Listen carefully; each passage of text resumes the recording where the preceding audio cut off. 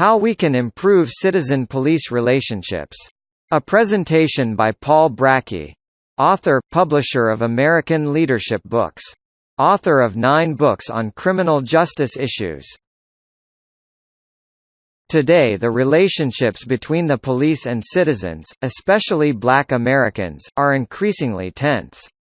Again and again, the news media reports police and citizen shootings. When an administrative hearing or trial finds an officer not at fault, a wave of protests normally follows. And there have been ambush shootings of police by angry or mentally disturbed citizens.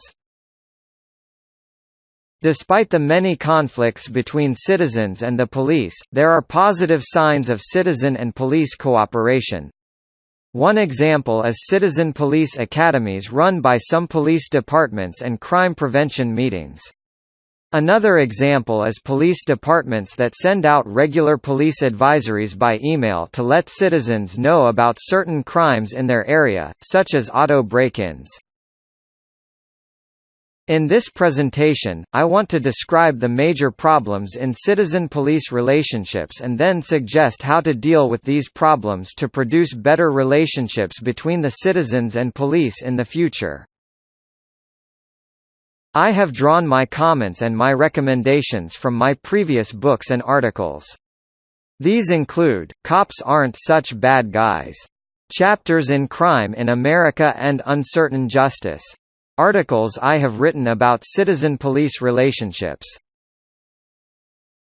Now I want to talk about the major problems affecting citizen-police relationships. I'll talk about the following problems here: the problem of citizen police killings, the problem of racial tension, a lack of understanding about police use of force guidelines, the role of the media in increasing citizen police tensions. Then I will talk about some ways we can resolve these problems and better safeguard our police and citizens. I'll talk about a few other issues in a second video on improving citizen-police relationships. The problem of citizen police killings. Here are some major problems and patterns for citizen police killings. Since there are fewer cops than blacks or Hispanics, cops suffer the greatest proportion of fatalities at the hands of civilians. There are more killings of blacks by police officers than there are killings of police, but since there are a lot more blacks, over 43 million in 2017, there are far fewer killings of blacks by police on a per capita basis than there are killings of police. Many of the blacks killed by police were committing serious life-threatening crimes at the time. Why are there so many black deaths and killings of cops by blacks?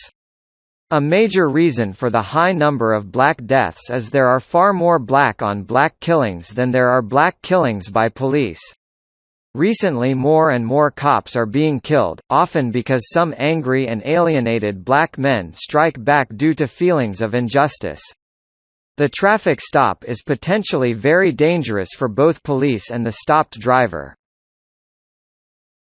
Here are my suggestions for resolving these problems. Do not indulge in high-speed chases. Instead inform other units that could intercept the speeding vehicle.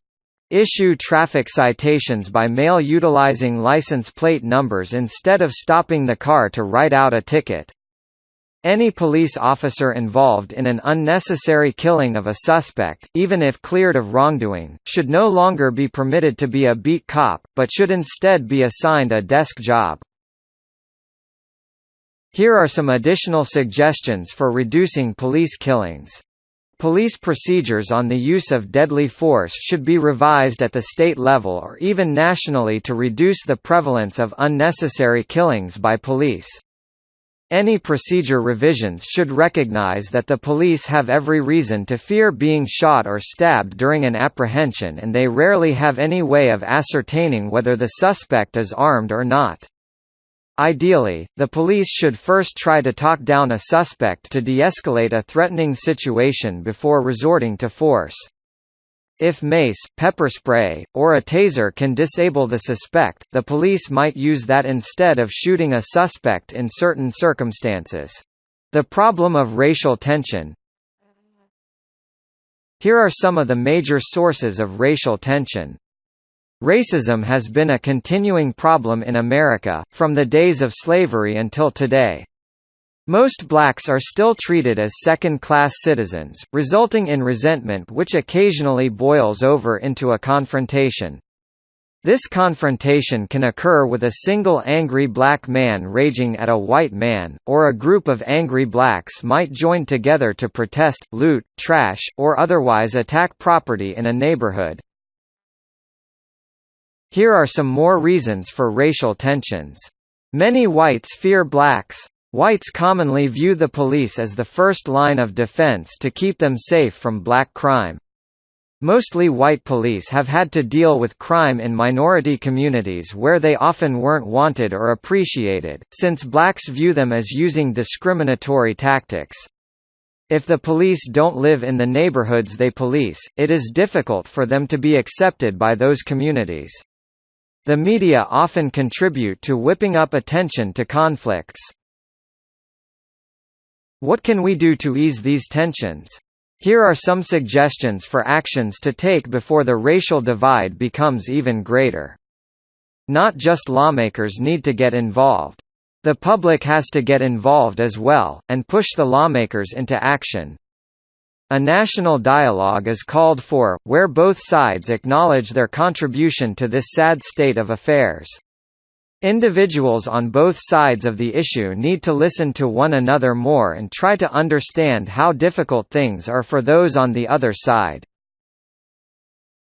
Here are some more suggestions to ease racial tensions.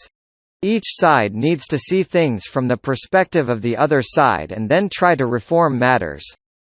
Whites who don't encounter the criminal justice system need to be educated about how the system really operates on others who are affected by it every day, especially in the inner city. The police need to be trained to overcome their siege mentality, due to the already hostile relationships between the police and the black community in lower-income areas. In many cases, the police could use diplomacy and negotiation tactics to calm the suspect, so they can arrest him rather than killing him, and then he will have his day in court. To contact us. American Leadership Books. 8 Portia Drive, Little Rock, Arkansas, 72212. www.americanleadershipbooks.com, brackyp@gmail.com. For more information. American Leadership Books. Little Rock, Arkansas. www.americanleadershipbooks.com. Info@americanleadershipbooks.com